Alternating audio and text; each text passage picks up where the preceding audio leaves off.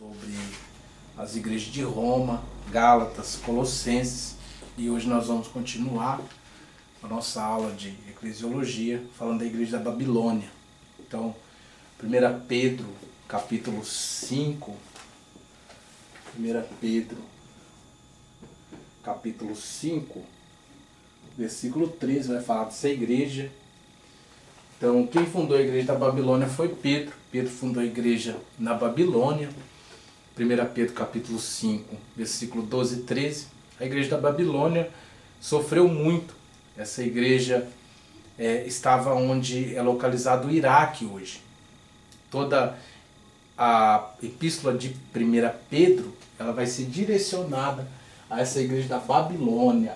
Então lá na a igreja primitiva, a gente está falando sobre eclesiologia, sobre as viagens missionárias de Paulo, as igrejas primitivas. Então você vai ver que na Babilônia foi fundada uma igreja também por Pedro. Essa igreja foi fundada por Pedro e ele vai direcionar a primeira epístola de Pedro a essa igreja. Depois da igreja da Babilônia foi fundada uma igreja também na Ásia. Também foi fundada uma igreja na Ásia. E essas igrejas da Ásia, elas são 7 igrejas, que vai aparecer lá em Apocalipse. Entre elas está Éfeso, que Paulo escreveu uma carta a Éfeso. Nós já estudamos sobre a igreja de Éfeso, mas é Éfeso, Pérgamo, Tiatira, Laodiceia, Esmirna, todas aquelas igrejas de Apocalipse, capítulo 2, capítulo 3.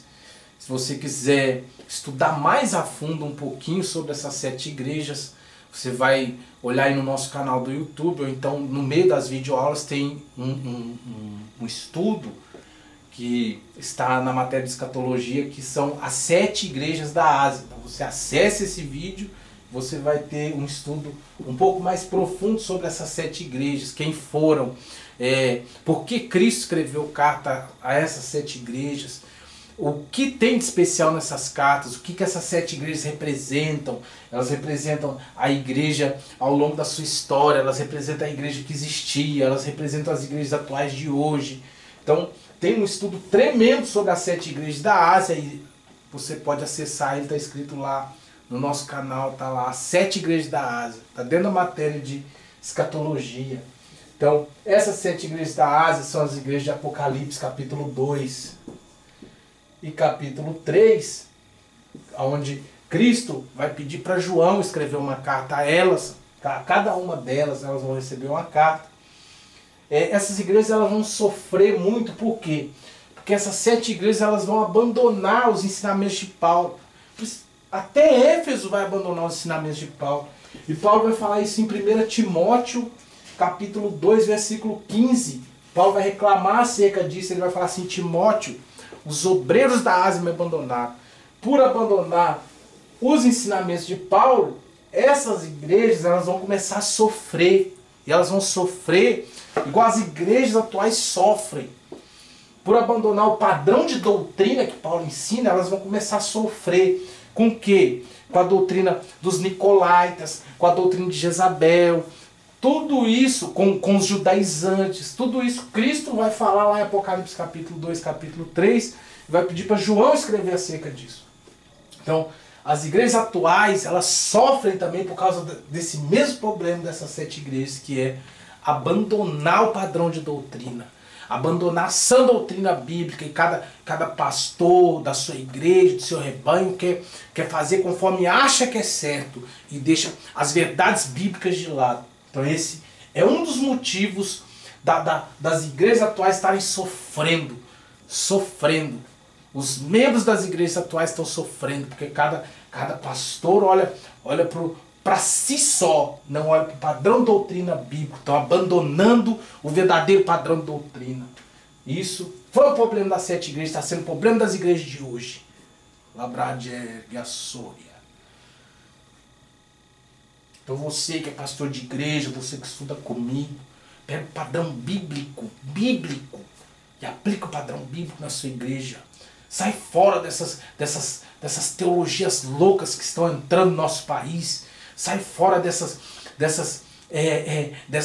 teses essas doutrinas, desses ventos de doutrinas que vêm para destruir a igreja. Uma delas é a doutrina da prosperidade, a teologia da prosperidade, que é ensinada de forma distorcida, porque existe a prosperidade bíblica, a bênção de Deus, mas a doutrina da prosperidade que é ensinada hoje é ensinada de forma distorcida. Porque você vai ver pastores batendo no peito, falando que se o camarada não está empregado, se o camarada ele não tem, ele está passando um aperto, uma necessidade, porque ele está em pecado. E nem sempre é assim. Nem sempre é assim. Nem sempre é assim. Às vezes o camarada não estudou, não tem um bom currículo. Então existe uma série de vertentes que pode trazer esse problema para a vida dele. Às vezes ele é um preguiçoso que não gosta de trabalhar.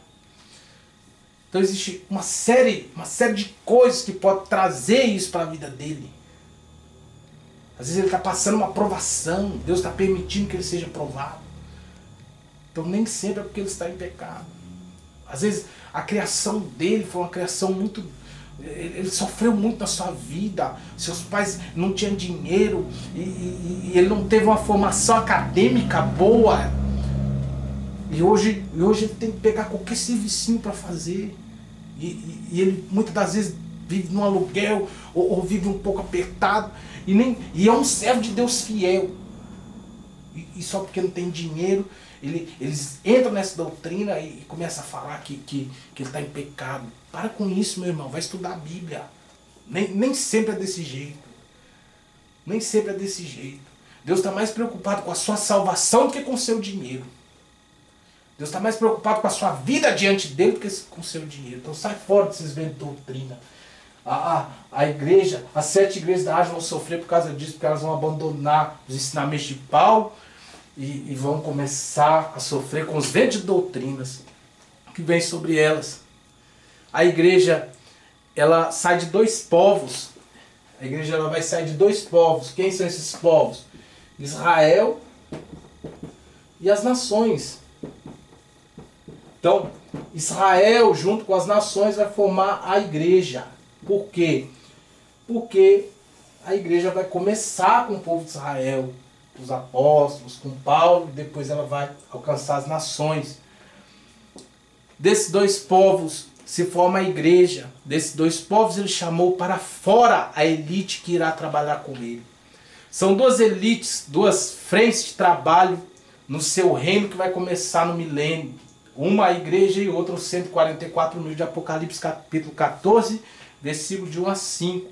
Os 144 mil trabalharão no reino estabelecido e a igreja, que é a esposa do Cordeiro, tipificada por Esté, que ficou no lugar de Vasti, e por Ruth, que Boaz tomou pela sua esposa.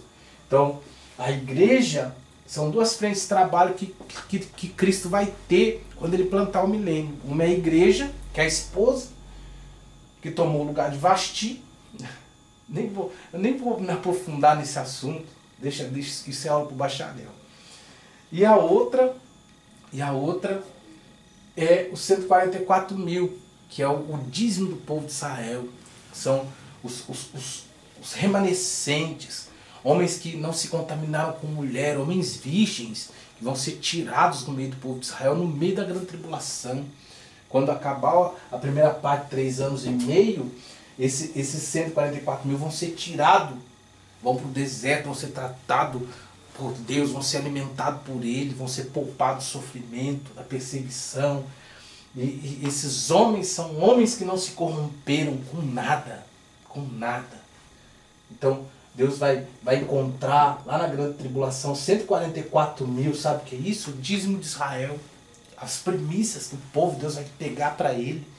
Isso significa que na grande tribulação, só do povo de Israel vai se salvar 1.440.000 pessoas. Por quê? Porque Deus tirou o dízimo para ele, que é os 144 mil. Se o dízimo é 144 mil, 100% disso dá o quê? 1.440.000. O dízimo de 1.440.000 é 144 mil. Vamos falar de alguns tipos e símbolos da igreja no Novo Testamento. você vai ter vários tipos, vários símbolos da igreja do Novo Testamento. Na Bíblia Sagrada, você vai encontrar muitos deles.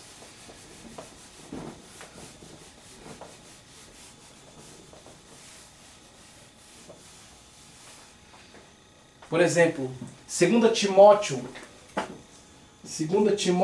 capítulo 2, versículo do 2 ao 5, você vai ter 4 tipos da igreja. Primeiro, o soldado. Segundo, o atleta. Terceiro, o lavrador. Quarto, o mestre. Então, todos esses tipos da igreja vai estar em 2 Timóteo capítulo 2, versículo 2 ao 5. O mestre, ele tem que esperar seus discípulos crescerem. O soldado, ele tem que estar preparado, ele tem que se preparar para a guerra. Mas ele não usa o preparo a não ser na guerra. Ele tem que estar sempre preparado para algo que pode ou não pode acontecer. O atleta que perde muitas vezes para ganhar uma apenas e passa mais tempo no preparo do que no desafio. E por derradeiro, o lavrador que tem que jogar a semente e tem que esperar ela crescer. Todos esses representam uma característica fundamental da igreja, que é a paciência. Então tem um estudo desse aqui tremendo também, tremendo, no YouTube, lá no nosso canal. Também nas aulas do bacharel, que é o Obreiro Aprovado. Obreiro Aprovado. O primeiro vídeo do Obreiro Aprovado, Obreiro Aprovado 1, porque tem o 2, o diácono. Mas o Obreiro Aprovado 1 vai falar a respeito disso aqui, do soldado, do atleta, do lavrador. Então eu vou aplicar isso aqui no obreiro. O obreiro tem que ser como um soldado, a igreja tem que ser como um soldado, a igreja tem que estar preparada para o arrebatamento, a igreja tem que estar preparada para as batalhas da vida, sem que elas aconteçam ou elas acontecendo. A igreja tem que estar sempre preparada para uma guerra, essa guerra acontecendo ou não acontecendo. O atleta que passa anos e anos se preparando para apenas alguns minutos de glória. Ou seja, a igreja que tem que estar preparada durante todo o seu tempo aqui na terra, ela tem que estar preparada para o grande momento que é o arrebatamento. O lavrador que vai arar a terra e vai ter que ter paciência de jogar semente, esperar a terra matar aquela semente germinar, crescer. E ele vai ter que cuidar daquela sementinha durante anos e anos, até que ela cresça e dê fruto. Representa a igreja que ganha alma, que prega a palavra, que vai cuidar daquela vida durante muito tempo, até que ela dê fruto. O lavrador e o mestre. O mestre que tem a paciência, a sabedoria de falar na hora certa, de agir na hora certa. A igreja que não se precipita, que tem a paciência de fazer as coisas certas. Então, são tipos da igreja no Novo Testamento. Outro tipo da igreja no Novo Testamento está em João 10, que é a ovelha, a igreja como ovelha. João 15, que é a igreja como videira, como ramos da videira. A videira é Cristo, ele vai falar, eu sou a videira verdadeira, todo o capítulo de João 15. Então você vai ter lá a igreja como ramos da videira. Os ramos da videira. Por que os ramos da videira? Porque eles dão fruto. Os ramos que têm fruto. Não adianta ser um ramo sem fruto. O ramo, se o ramo for infrutífero, será cortado e lançado fora. Só pode ser chamado discípulo quem dá muito fruto. Tem um texto de João que vai falar isso. Vocês são meus discípulos se você der muito fruto. Se você não der fruto, nem discípulo você pode ser chamado nem de discípulo você pode ser chamado. Que fruto é esse? O fruto do Espírito. Fruto do Espírito. As obras.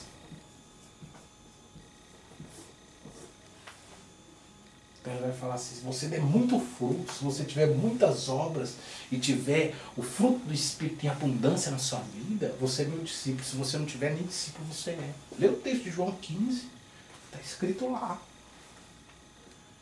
E aí eu te pergunto, que tipo de discípulo que você é? Você é discípulo ou não é discípulo? Se você for discípulo, você tem que dar muito fruto.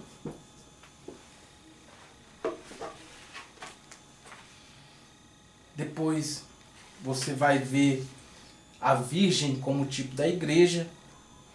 Você vai ter também o texto de Efésios, capítulo 2, versículo 19 ao 22. Você vai ver uma tipologia da igreja como edifício. Isso aqui é tremendo. Pergunta para mim por quê. Pergunta para mim por quê. O edifício precisa crescer para ser um templo. Esse templo servirá para a morada do Espírito Santo em nosso espírito. Esse é o trabalho do Espírito Santo em nossa vida. Nos transforma em um edifício. O edifício é o lugar de trabalho. Como nos dias atuais, onde estamos de segunda a sexta, o templo é o lugar onde vamos de 7 em 7 dias.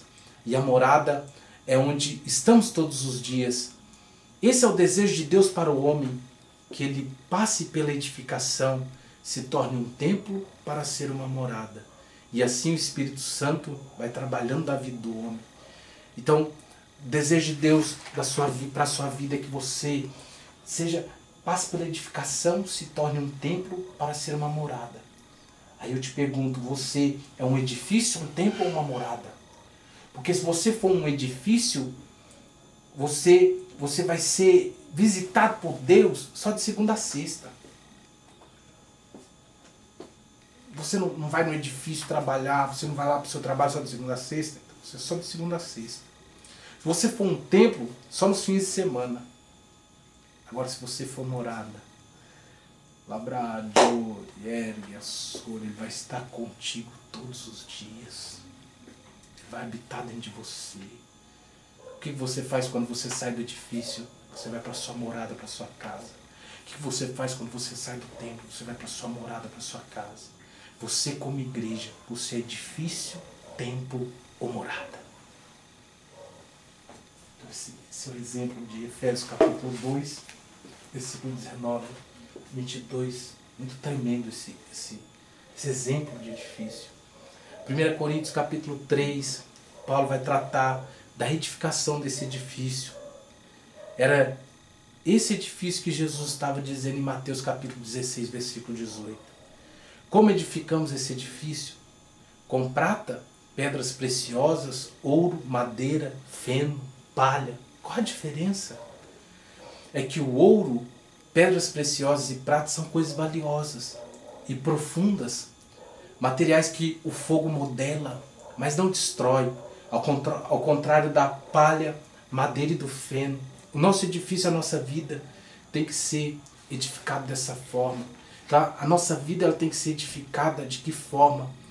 De uma forma que não se corrompe.